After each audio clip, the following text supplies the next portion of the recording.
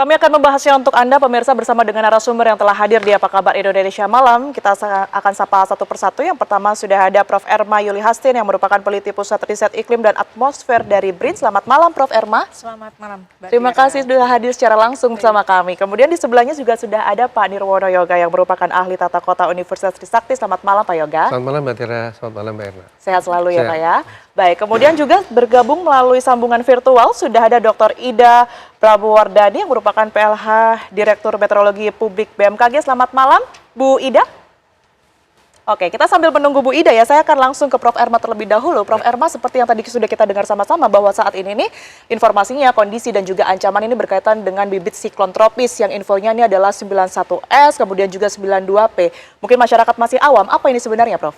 Ya, bibit siklon 91S ini sebenarnya pada sekitar 3 hari lalu terbentuk di selatan Nusa Tenggara Barat. Namun sekarang sudah bergeser dan jauh ke selatan karena sudah mendarat dan menjadi siklon tropis yang dinamakan dengan Luana dengan kecepatan angin 100 km per jam. Sekitar 2 hari lah mungkin akan mereda gitu ya. Mungkin pada saat itu ini juga mengakibatkan agak kering ya beberapa hari ini karena Jakarta efek dan dari sekitarnya. ya karena sudah menjauh ya ke selatan ke arah Australia begitu. Jadi itu salah satunya.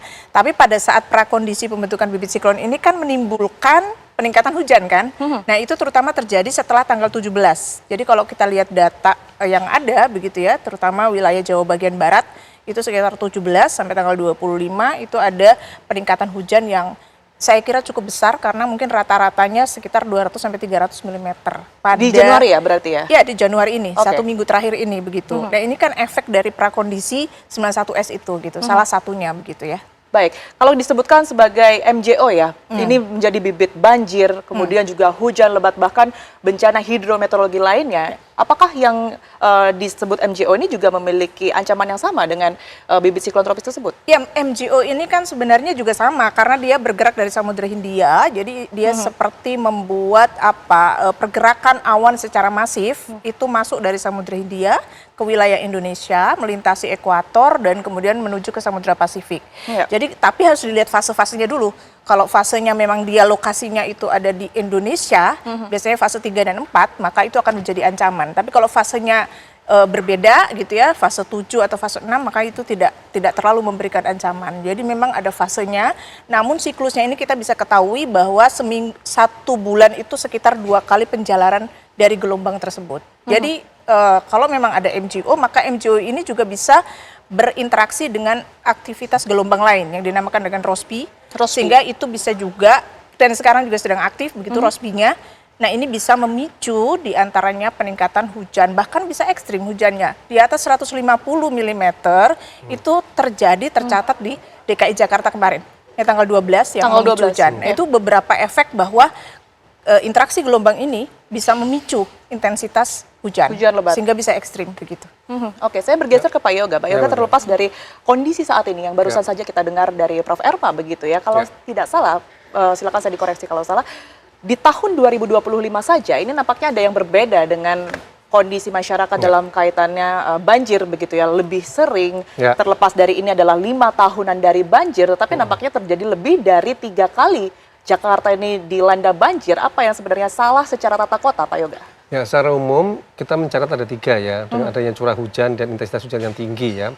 Pertama tentu bahwa kota-kota kita ya, termasuk Jakarta, bahkan kalau kami amati dan berbagi, Bodetabek juga ya.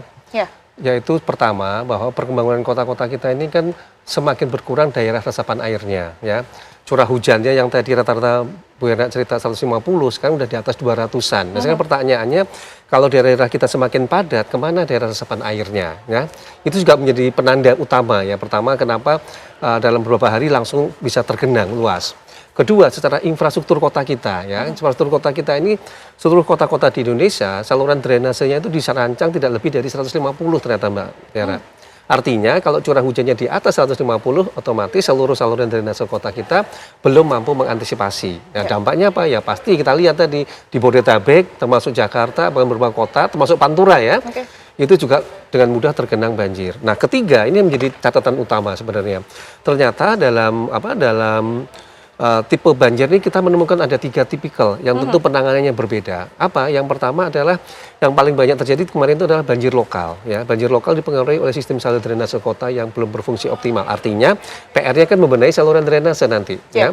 Yang kedua, kemudian yang sempat terjadi tadi Bu Yana cerita pada tanggal 12, 17, 18, yaitu Puncaknya. banjir rob. Ya, Banjir pada rob. saat bersamaan air pasang hujan lebat, air nggak bisa dipompa ke laut. Karena sebagian besar merupakan daerah banjir rob. Itu sampai ke daerah Pantura, sepanjang Pantura terjadi banjir rob, ya tipikal kedua. Nah, tipikal ketiga yaitu yang justru terjadi dalam beberapa hari ini. Apa itu? Banjir kiriman. Banjir kiriman terjadi terutama di daerah-daerah yang dekat dengan pemukiman. Diakibatkan apa? Hulu yang juga hujan lebat, sementara di tengah kota juga hujan, sehingga air yang dari hulu ke hilir itu membuat sungai-sungai meluap. Maka penandanya gampang. Sebagian besar perumahan yang dekat dengan bantaran kali dipastikan tergenang banjir. Nah, ini yang menjadi PR bersama. Tapi kalau kita berbicara mengenai drainase, singkatnya Ya. saja, ini sebenarnya saluran drainase yang ada di perkotaan atau sungainya lah yang kemudian ini perlu diperbaiki, Pak Yoga? Satu sistem, ya. Penanganan banjir kan harus terpadu dan komprehensif, ya. Tidak mungkin terpisah tadi. Nah, sistem drainase pun juga begitu, harus saling terhubung, ukuran dimensinya juga harus besar, dan juga terhubung dengan tempat-tempat penampung air sebelum dibuang ke sungai misalnya. Jadi di situ ada situ, danau, embung, waduk. Nah, persoalannya adalah banyak daerah-daerah yang dulu yang berupa situ, danau, waduk, bahkan rawa, itu berubah menjadi pemukiman, Mbak Tiara. Nah, inilah mengakibatkan apa? Daerah yang dulu menjadi daerah parkir alami, sekarang dengan mudah menjadi tergenang. Ditambah juga dengan tadi, sungai-sungai yang secara alami kiri-kiranya daerah aliran sungainya harus bebas pemukiman atau bangunan, ternyata justru dipenuhi oleh bangunan, ya. Sehingga dengan mudah juga begitu sungainya meluap, maka kiri kanan pemukimannya tadi juga tergenang banjir. Nah, ini yang hampir sebagian besar terjadi di daerah-daerah kota di Indonesia. PR-nya di situ sebenarnya. Alih fungsi lahan begitu Iya, ya, betul kemudian sekali. cukup mengganggu. Bu Ida sudah bergabung bersama kami. Selamat malam, Bu Irda.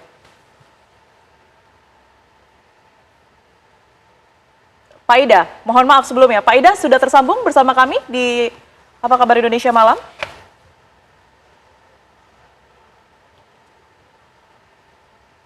Pak Ida, bisa mendengar suara kami di studio? Oke. Selamat malam, Mbak. Mohon maaf, saya mewakili Ibu Ida, Mbak. Oke.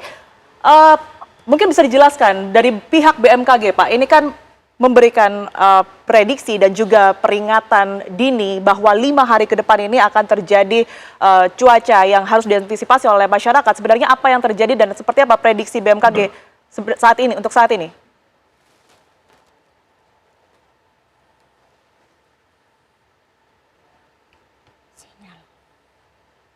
Baik. Ya, betul. BMKG melakukan prediksi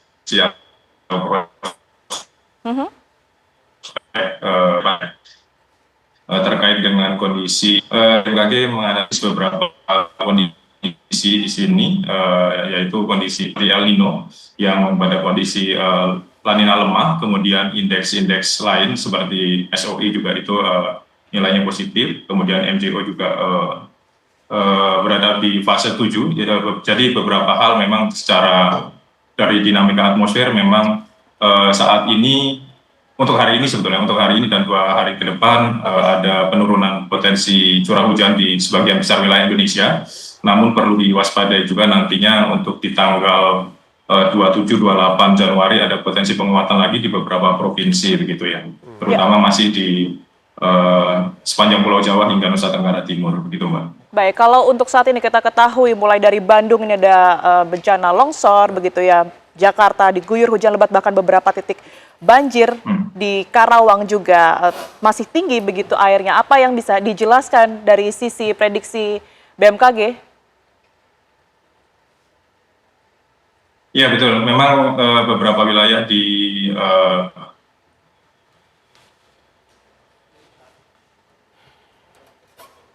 Baik, Pak Wahyu. Jawa Barat salah satunya itu memang beberapa hari yang lalu terjadi ya. Namun untuk hari ini dan 2 hari ke depan ada penurunan intensitas hujan di wilayah tersebut begitu, Pak.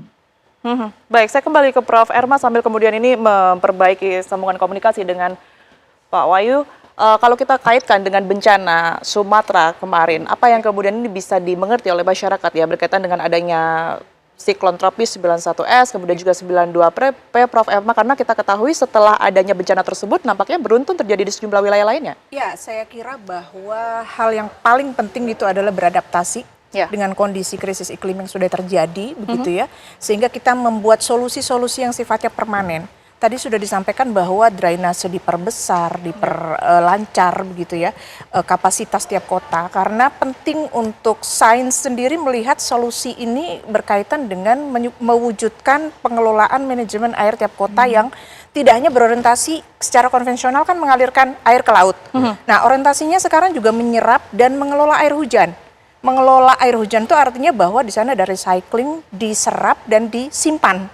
Karena kalau langsung dialirkan ke laut, laut tuh dalam konteks perubahan iklim justru lebih tinggi nanti air muka laut ya dibanding darat. Dan itu sudah terjadi di beberapa wilayah pesisir utara secara permanen, itu kan ada kenaikan terus setiap tahun. Nah, ini menjadi problem yang luar biasa serius menurut saya, yang harus diantisipasi, disiapkan solusi permanennya seperti apa. Jadi jangan lagi berfokus pada ini alirannya dipompa kemudian dialirkan ke laut, karena laut ini lebih tinggi. Sehingga perlu ada ide kreatif untuk mewujudkan konsep kota spons. Jadi air hujan itu diserap masuk ke bawah dengan berbagai teknologi yang ada, mau tadi ya daya serap airnya itu gimana caranya. Bahkan jalan pun jangan pakai beton, jadi pakai alat yang bisa permeable ya. Jadi dia bisa lebih nyerap meresap. Dan penyimpanan air. Jadi namanya itu menuai atau memanen air hujan. Nah, itu sudah diperlakukan di beberapa wilayah di kota-kota besar seperti di Cina, Singapura udah menerapkan solusi itu. Saya kira itu yang harus dipikirkan oleh pemerintah nih gitu. Jadi secara kreatif kita harus beradaptasi soalnya. Nah, termasuk dengan bangunan di pesisir itu mungkin harus dibuat panggung nih. Karena mau nggak mau akan hilang Mbak, garis pantainya akan udah masuk ke darat begitu. Saya kira itu. Pertanyaannya adalah peringatan-peringatan dini selain antisipasi yang tadi dilakukan ini juga diperlukan begitu ya. Sudah sejauh apa kemudian ini BMKG memberikan peringatan dini tersebut hasil dari prediksi-prediksi yang dimiliki BMKG kepada pemerintah dan juga masyarakat. Itu yang nanti akan dibahas pemirsa, usai jeda berikut ini kami akan kembali untuk Anda.